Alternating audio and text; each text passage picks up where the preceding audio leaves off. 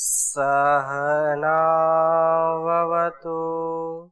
सहनौ भुनक्तु सह वीर्यं करवावहै तेजस्विनावधीतमस्तु मा विद्विषावहै। ओम शांति शांति शांति। वैदिक जीवन पद्धति में हम ब्रह्म यज्ञ के मनसा परिक्रमा मंत्रों का स्वाध्याय कर रहे थे, जिसमें मनसा परिक्रमा मंत्र का जो अंतिम मंत्र है, 5वां मंत्र है, जिसको यहाँ पर बहुत ही उत्तमता से बताया गया है, जिसमें विशेष रूप से ये 6ठा मंत्र स्वाध्याय कर रहे थे। ओम ऊर्ध्वादिक बृहस्पति अधिपति श्वित्रो रक्षिता वर्षमिषवः तेभ्यो नमोधिपतिभ्यो नमः रक्षितृभ्यो नमः ईशुभ्यो नमः एभ्यो अस्तु योस्मान् द्वेष्टि यम वयम द्विस्मस्तम वो जम्भे दधमः। इस मंत्र का स्वाध्याय करने के बाद हमारे अंदर की जो शक्ति है, जो पहले मंत्रों में हमने परमात्मा से कामना की अनेक रूपों में, वो हमारी रक्षा करता है, हमारा संवर्धन करता है, हर प्रकार से हमको उत्कृष्ट बनाता है। और उत्कृष्ट बनाने के बाद हमारा जो उत्तरदायित्व है, हमारा जो कर्तव्य है, उस कर्तव्य को हम अच्छी प्रकार से निभाएं, अच्छी प्रकार से उसको आत्मसात करें। इसलिए इस मंत्र में जो ऊर्ध्वाधिक अर्थात ऊपर उठने की जो प्रेरणा दी गई है, उसके लिए हम सदा कार्य करते रहें, कभी भी अधोगति को प्राप्त न हो, कभी भी हमारे जीवन में न्यूनता न आए, कभी भी हम पतित न हो, इसका हमको हर पल हर क्षण ध्यान रखना चाहिए। और जो यह विशेष यहाँ पर व्याख्यान किया है इस मंत्र में कि सदा ऊपर उठने के लिए वर्षम, उन्नत होने के लिए वर्षम ईशवः, वर्षा की बूंदें हमारा मार्गदर्शन करती हैं। ये बूंदें बड़े तप से तप कर ऊपर उठती हैं, पर ऊपर उठना उन्हें अच्छा नहीं लगता, वह तो पुनः धरती पर गिरती हैं। ऊपर उठना जो है अच्छा है, लेकिन ऊपर उठने का कदापि विपरीत अर्थ नहीं लेना चाहिए। कुछ लोग ऊपर उठते हैं लेकिन अहंकार के साथ उठते हैं, तो अहंकार का मर्दन करना है।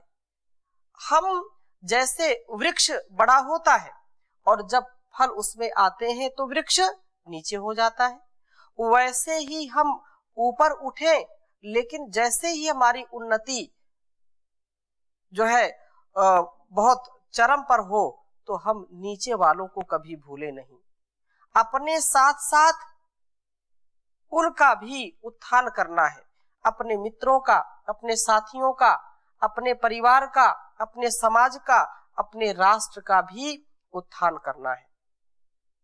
इस बात में हमेशा सजग और सावधान होकर के जीवन में ऊपर उठना चाहिए। और जितना जो ऊपर उठता है, फिर वह जब परिपक्व हो जाता है, अपने ज्ञान से हर प्रकार के संसाधनों से युक्त हो जाता है, तो वो लोक कल्याण के लिए जब कार्य करता है तो उसका जीवन सफल होता है। अतः जैसे पानी नीचे से ऊपर जाता है और ऊपर से फिर नीचे आता है, जब जाता है ऊपर तो समझ में नहीं आता है, लेकिन जब नीचे आता है तो सबको तृप्त करता है, प्यासी धरती को तृप्त करता है। हर प्रकार के जीव जंतुओं के लिए वर्षा एक विशेष महत्व रखती है। यदि वर्षा ना हो, यह जलमय पृथ्वी ना हो, तो जीवन भी नहीं हो सकता है। इसलिए चारों ओर उमड़ घुमड़ कर जब वर्षा होने लगती है, तो वर्षा के रूप में बरसाती चारों ओर जब वर्षा होती है तो चारों ओर खुशी का एक दर्शन होता है, खुशी की लहर दौड़ पड़ जाती है। ग्रीष्म की सुलझाने वाली तपन से राहत मिलती है। धरती हरी भरी हो जाती है। चारों ओर का जो वातावरण है बहुत स्वच्छ, पवित्र और सुंदर दिखाई पड़ने लगता है। अतः वर्षा की बूंदों की तरह हमारे अग्रणी विद्वत वर्य बड़े तप, त्याग और साधना से ऊपर उठते हैं, ऊंचे उठते हैं। जिस प्रकार से सूर्य के ताप के कारण ये जो नीचे का जल है वो तप से ही ऊपर जाता है, वैसे ही जो समाज में, राष्ट्र में जो विद्वान हैं, धीर गंभीर हैं, वो बड़े तप के द्वारा अपने तप से ऊंचे उठते हैं। अपने तप के द्वारा ही वह दूसरों को तृप्त करने के लायक बनते हैं। जो तपस्वी नहीं होगा, जो है त्याग नहीं करेगा, जिसके अंदर समर्पण नहीं होगा, जिसके अंदर दूसरों की सेवा करने का भाव नहीं होगा, वो कभी दूसरों को तृप्त नहीं कर सकता है।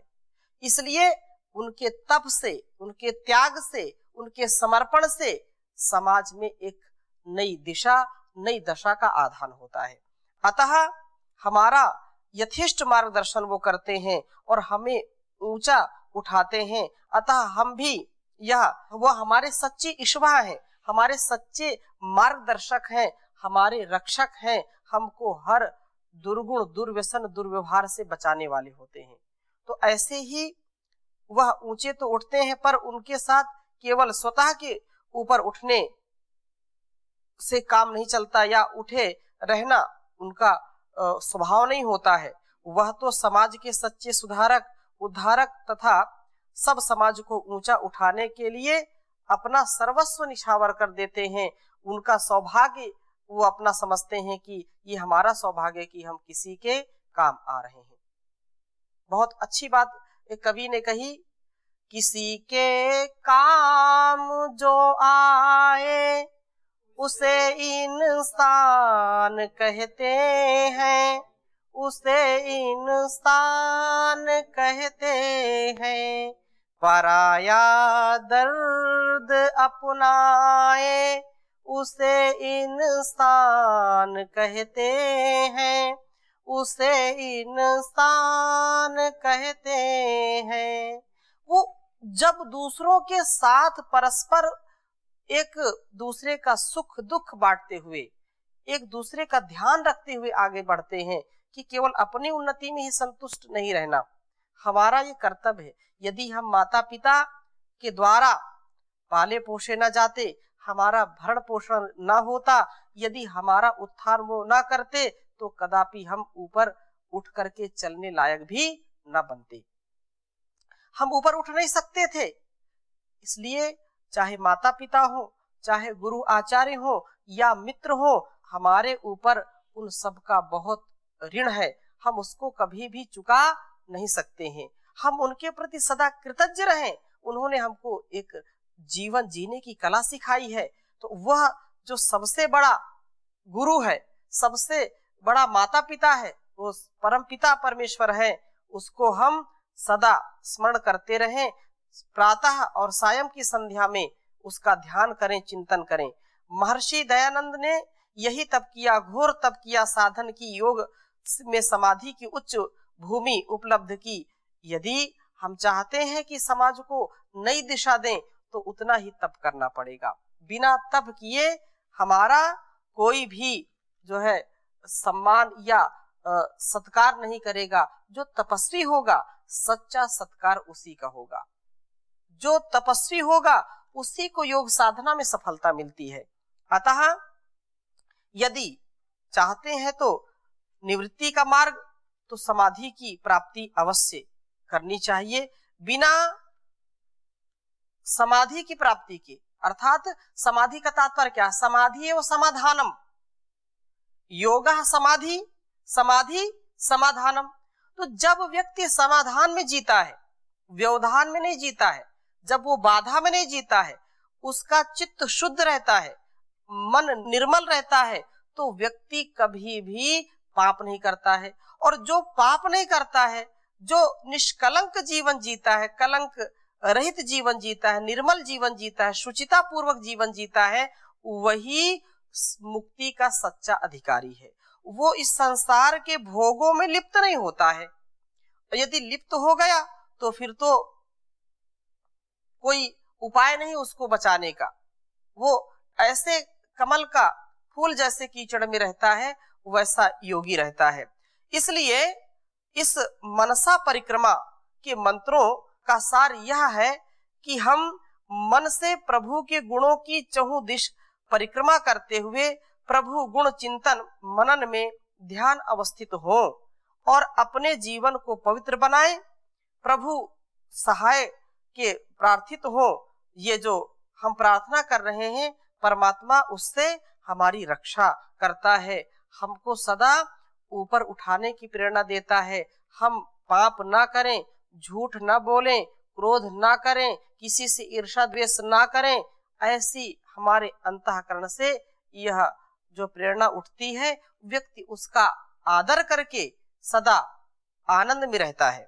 इसलिए प्रत्येक दिशा में इंगित अपने दायित्वों को निभाने में दिशाधिपति उसकी रक्षण व्यवस्था और ईश्वरों को सश्रद्धा नमन करते हुए उनका आभार व्यक्त करते रहें। ईश्वरों से यथेष्ट मार्गदर्शन लेते रहें और सतमार्ग का अनुसरण करते रहें। हम यथासाध्य शारीरिक, मानसिक, बौद्धिक और आर्थिक उन्नति करें। इन उपलब्धियों का सदुपयोग करें, अभिमान कभी ना करें। मन में उठने वाली जो हमारे अंदर की जो इच्छाएं हैं, जो आसक्ति है, वो सदा सदा के लिए उसका दमन हो जाए और समाज उत्थान व लोकोपकार के कार्य में हम लगे रहें। इस पर जो है हम मनसा वाचा कर्मणा पवित्रता अर्जित कर पवित्र प्रभु के जो है उपासना के अधिकारी बने। उसकी उपासना ही, उसकी कृपा ही हमारे लिए अमृतत्व है। और उसकी आज्ञा का पालन ना करना, अर्थात उसके द्वारा बनाए गए नियम का या उसके द्वारा दी गई अंतः प्रेरणा का जब हम अनादर करते हैं तो वही हमारे लिए मृत्यु हो जाती है। वह जो आत्मदा बलदा है, मतलब आत्म बल का देने वाला है, शरीर बल का देने वाला है, वह परमात्मा हर क्षण हर पल हमको देख सुन जान रहा होता है। और हम यदि एक भी बार त्रुटि करते हैं, एक भी बार यदि इधर से उधर पथ भ्रष्ट होते हैं, तो हमको तत्काल वो संभालता है। लेकिन संभलते वही है जो उसकी आज्ञा में सतत आगे बढ़ने का मन बनाते हैं, ज्ञान पूर्वक, श्रद्धा पूर्वक, भक्ति पूर्वक उसकी स्तुति, प्रार्थना, उपासना करते हैं। ईश्वर प्रणिधान के साथ जो जीवन व्यतीत करते हैं, प्रभात जागरण से लेकर के शयन पर्यंत जो सारे कामों को करते करते भी कभी उसका विस्मरण नहीं करते, कभी उसको भुलाते नहीं है, तो जो परमात्मा को नहीं भूलता है तो परमात्मा भी कभी उनको नहीं भूलता है। वह व्यक्ति जो जब कभी समस्याओं में घिर जाता है तो उस समय केवल वही नजर आता है। ऐसे लोग बोलते हैं ईश्वर तो है नहीं, ईश्वर नजर कहाँ आ रहा है। लेकिन जब उसको समस्या आती है, कहीं मुसीबत आती है, तो ईश्वर को ही पुकारता है। उस समय जो लोग नजर आते हैं वो वास्तव में नजर नहीं आते हैं। नजर में केवल वही नजर आता है, वह परमपिता परमेश्वर। और ये ईश महिमा है, उसने सारे संसार को बनाया है, हमको बनाया है, तो उसके प्रति कृतज्ञता का भाव रखना। जिधर देखता हूं उधर तू ही तू है, ऐसी मनोदशा के साथ जब हम जीवन निर्वहन करते हैं तो हमारा पतन नहीं होता है, हमारा सतत उत्थान होता है। इस जहान में हमारा जीवन महान बन जाता है, उस भगवान की कृपा हमारे ऊपर यदि है तो। यदि हमारा भाव, हमारी श्रद्धा और हमारा जो गुणकर्म स्वभाव है उसकी आज्ञा के अनुसार चलेगा तो निश्चित रूप से वह यहाँ जब हम किसी से कोई थोड़ी सी स्तुति करते हैं किसी की, या किसी की जरा सा कोई चीज हम ले लेते हैं, तो उसके प्रति बहुत हमारी कृतज्ञता होती है। और उसने सारा दे दिया, तो क्या उसके प्रति हमारी कृतज्ञता नहीं होनी चाहिए? जरूर होनी चाहिए। यदि किसी ने एक पेन दे दिया, एक घड़ी दे दी गिफ्ट में, तो हम उसको याद करते रहते हैं कि उसने ये गिफ्ट दी है। लेकिन उसने सबसे बड़ा गिफ्ट दे दिया है, इस जीवन को, इस शरीर को, ये सारी इंद्रियों को, तो क्या उसका उत्तर, हमारा उत्तरदायित्व तो नहीं है कि उसका हम स्मरण करें? सबसे अनमोल ये जीवन है। इस अनमोल जीवन को यदि हम अच्छे से जिएंगे तो निश्चित रूप से हमारा बहुत जीवन उन्नत बनेगा। सबने उसको देखा, सबने उसको समझा जाना। इस एक एक एंट से लेकर के एलिफेंट तक, कीड़ी से कुंजर तक बनाने वाला वही है, और किसी का कोई सहयोग नहीं है। किसी कवि ने लिखा कि कितना वो निराला खेल खेलता है। देवस्य पश्य काव्यम न ममार न जीर्यति। उस देव के कार्य तो देखो, उसकी रचना को तो देखो, कभी वो जीर्ण शीर्ण नहीं होती है। अच्छा, अपने शरीर में आप देखिए, कितने बार ये ऊपर की जो परत होती, स्किन होती है, कभी हम देखते नहीं है, लेकिन ये बदलती रहती है। बदलती है कि नहीं बदलती? कितनी रचना जो है उसने अद्भुत रचना की है। और इन रोमकूपों से भी जो गंदगी है वो निकलती रहती है, वो ये दूषित ना हो। इन रोमकूपों से पसीना निकल आएगा, लेकिन रक्त कभी निकलता है क्या? क्या व्यवस्था की है? यदि उसमें गड्ढे हैं, कुएं बने हैं रोम के, तो उससे रक्त भी कभी निकलना चाहिए। लेकिन पानी रक्त तो है, दोनों मिले हुए हैं। अगर कोई चोट लग जाती है किसी को, तो पानी बहता है कि खून बहता है? खून बहता है। लेकिन जब हम परिश्रम करते हैं तो पानी बहता, खून नहीं बहता है। कितनी बारीकी से शरीर को बनाया है। आप कल्पना करें, कितने जो है हमारे शरीर के सेल रोज मर जाते हैं और कितने नए उत्पन्न हो जाते हैं। लाखों करोड़ों जो कोशिकाएं हैं वो बदलती रहती हैं। रक्त, हमारा रक्त संचार जो होता है उसमें भी कितना परिवर्तन होता रहता है, लेकिन हमको कभी पता चलता है क्या? एक क्षण के लिए भी ये कोई कह नहीं सकता कि मैं इसको कर रहा हूं। इसलिए वह परमात्मा जो करने वाला है, वो जो व्यवस्था उसने ले रखी है, प्राण का आना जाना, रक्त संचार होना, हृदय धड़कना, किडनी अपना काम कर रही, लगातार जो है स्वच्छ कर रही है, अपने कार्य में हमारी आंतें लगी हुई हैं, लीवर अपना काम कर रहा है। आप कुछ करते हैं क्या? यदि हम करने वाले होते तो शायद ये जीवन इतना दीर्घ ना हो पाता। क्यों? व्यक्ति आलसी है, या किसी से नाराज हो गया, चलो मैं प्राण नहीं लेता अब वो, या मैं अब जो है हृदय गति रोक दूंगा। तो कितने लोग एक मिनट में चल बसते यहां से, और आलस्य में भी ऐसा काम होता। कुछ नियम ऐसे बनाए हैं परमात्मा ने, जिनका संचार वह स्वयं करता है, कभी भी वह हमारे ऊपर निर्भर नहीं करता है। हम सो जाते हैं तो क्या हमारा ये अनुभव होता है क्या कि मैं हृदय को चला रहा हूं, मैं श्वास ले रहा हूं या छोड़ रहा हूं? वो उसी की व्यवस्था से ही सारा चलता है। तो ये हमारा सौभाग्य है कि हम उस परमपिता परमेश्वर के सबसे उत्कृष्ट जीवन जिसने बनाया है, उस जीवन को हम जी रहे हैं।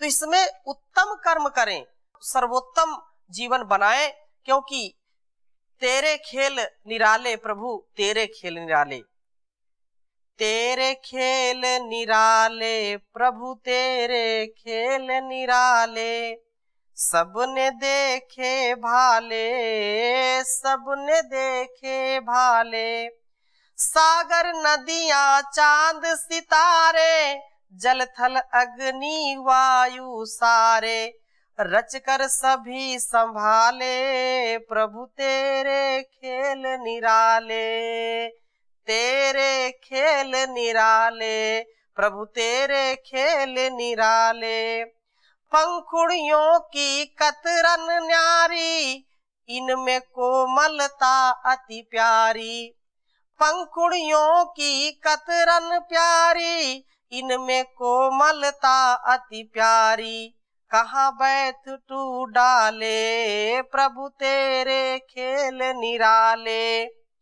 एक ही मिट्टी से उपजाए रंग बिरंगे फूल खिलाए। एक ही मिट्टी से उपजाए रंग बिरंगे फूल खिलाए।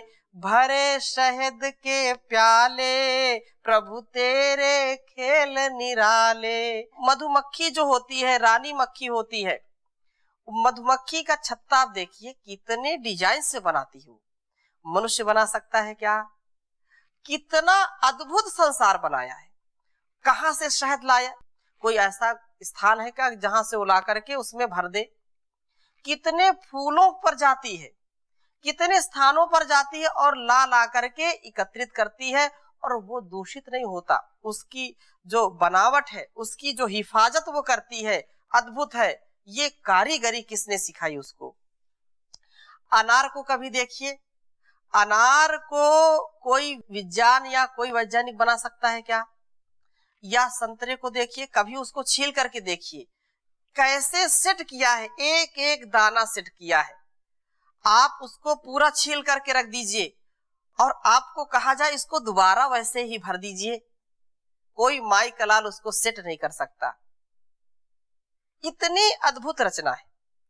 तो वह परमात्मा एक ही मिट्टी से सब कुछ बनाता है।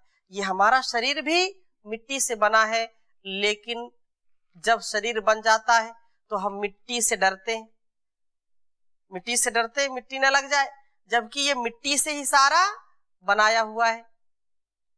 तो मिट्टी में भी देखो, एक ही प्रकार की मिट्टी है, उसी में अनेक प्रकार के फूल भी हो रहे हैं, उसी में फल भी हो रहे हैं, उसी में गन्ना भी हो रहा है, उसी में से तेल निकल रहा है, उसी में से मक्खन दूध निकल रहा है, उसी में से चीनी निकल रही, गुड़ निकल रहा है, सब कुछ उसी में है। मिर्च मसाले हो रहे हैं।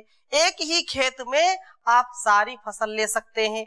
मिर्च गन्ने में नहीं जाएगी, गन्ना कभी मिर्च में नहीं जाएगा, आंवले में नहीं जाएगा, ईख में रहेगी, मिठास ईख में रहेगी। नीम का वृक्ष भी है तो भी उसमें कभी परिवर्तन नहीं आ सकता है। तो ये कितनी अद्भुत रचना है वही मिट्टी, वही पानी, वही धूप, वही हवा, लेकिन प्रभु की ऐसी कारीगरी है कि जीवन धन्य होता है। तो कह रहे हैं कि एक ही मिट्टी से उपजाए रंग बिरंगे फूल खिलाए। भरे शहद के प्याले प्रभु तेरे खेल निराले। नए खिलौने रोज बनाए कोई किसी से मेल न खाए। नए खिलौने रोज बनाए कोई किसी से मेल न खाए। एक साँचे में ढाले प्रभु तेरे खेल निराले। कितने प्रकार के लोग हैं, अरबों लोग हैं इस धरा पर, लेकिन अरबों में से एक भी ऐसा कोई जोड़ा नहीं जो एक दूसरे से मेल खाता हो। हाँ, हो सकता है किसी की शक्ल थोड़ी सी मिलती होगी, लेकिन उसका जो है अंगूठे का निशान है, थंब प्रिंट बोलते हैं उसको, हाँ, वो एक जैसा नहीं। कितनी बारीकी से बनाया है।